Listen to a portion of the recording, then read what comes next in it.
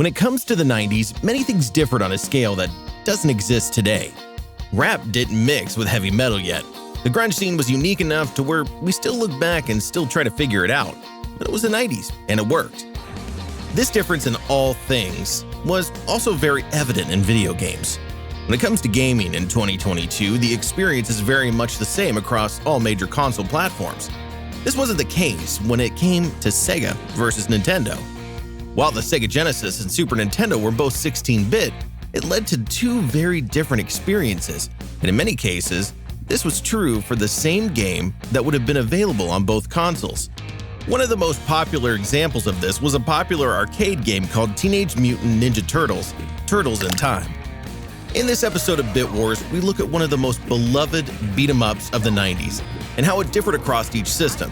As far as which one is better is still up for debate to this day.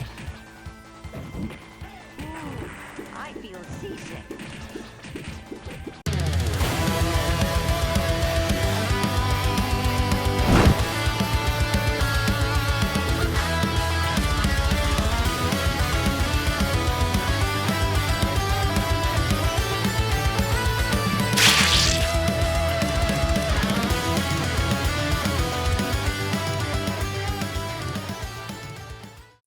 In spring of 1991, America was engulfed in turtle fever.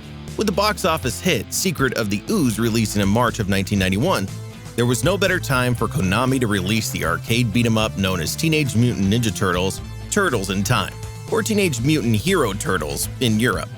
This was a direct sequel from the original TMNT arcade game and followed the plot and theme of the 1987 animated series. The game, much like its predecessor, allowed 4-player action and made all 4 heroes, Donatello, Michelangelo, Raphael, and Leonardo, all playable. The game was a major step up from the previous arcade game graphically, allowing for bigger sprites, more animation, and had a better soundtrack. But as the Bit Wars raged, gamers demanded more. As gamers started to move out of the arcades and into their home consoles, and Konami seeing the massive success at the arcade, a Super Nintendo port was inevitable. In 1992, Turtles in Time was ported to the Super Nintendo as Teenage Mutant Ninja Turtles 4: Turtles in Time, a more direct port from arcade to console than its counterpart Hyperstone Heist. We saw significant differences in the Super Nintendo version. While arcades of the time still boasted more powerful hardware, the arcade version allowed for sharper images, higher resolution, and a better frame rate. But even with these differences, many people still prefer the SNES port over the arcade version. Mode 7 allowed the SNES to display a sort of 3D effect in certain areas of the game that the arcade version couldn't do. This gave us the cool effect of extra depth in the Neon Knights Riders section.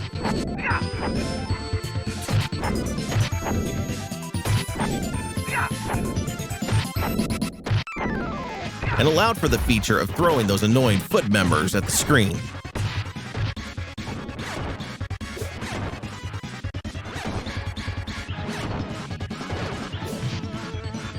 One other leg up the SNES had over the arcade was the addition of time trials and versus mode.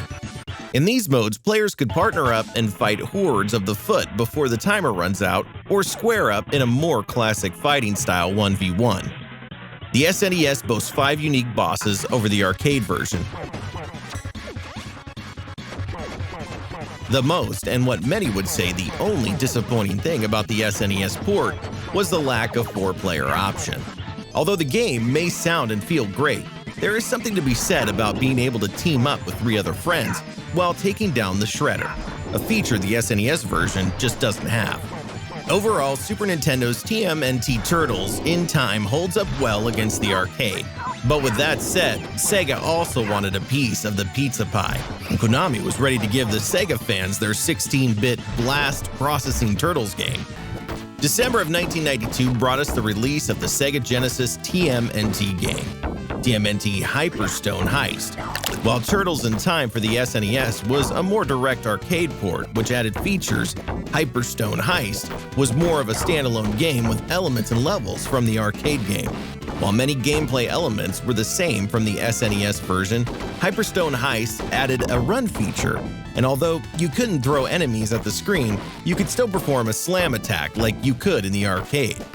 Hyperstone Heist saw the return of fan favorite Rocksteady, and even catered to the box office hit Secret of the Ooze by adding Super Shredder and Tatsu, Shredder's first in command, as bosses.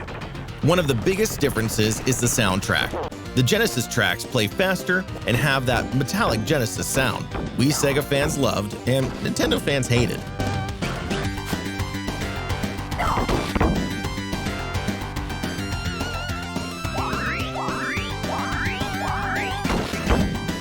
With only 5 action scenes in Hyperstone Heist, there are less levels than the Turtles in Time port.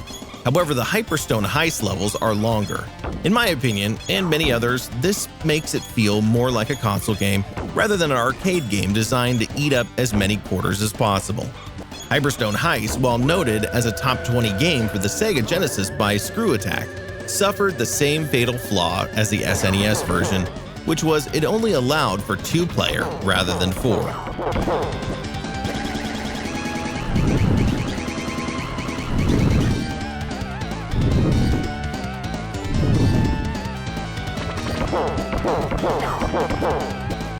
"1991 and 1992 was certainly an exciting 2 years for Ninja Turtle fans. I know it was for many of us. For those that had that weird plastic Michelangelo costume and Donatello pajama set with matching headband, we can all agree Konami delivered one of the greatest beat-em-up games across all platforms. And while they were all different, and we may argue to this day which one is better, they all had the unique charm we seeked out as gamers.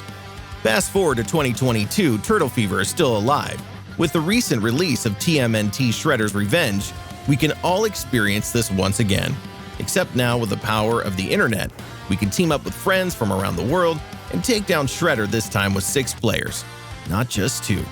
I hope you enjoyed this episode of Bit Wars. Please like the video, and if you like what you saw, subscribe and stick around for a while. Until next time, cowabunga, dude!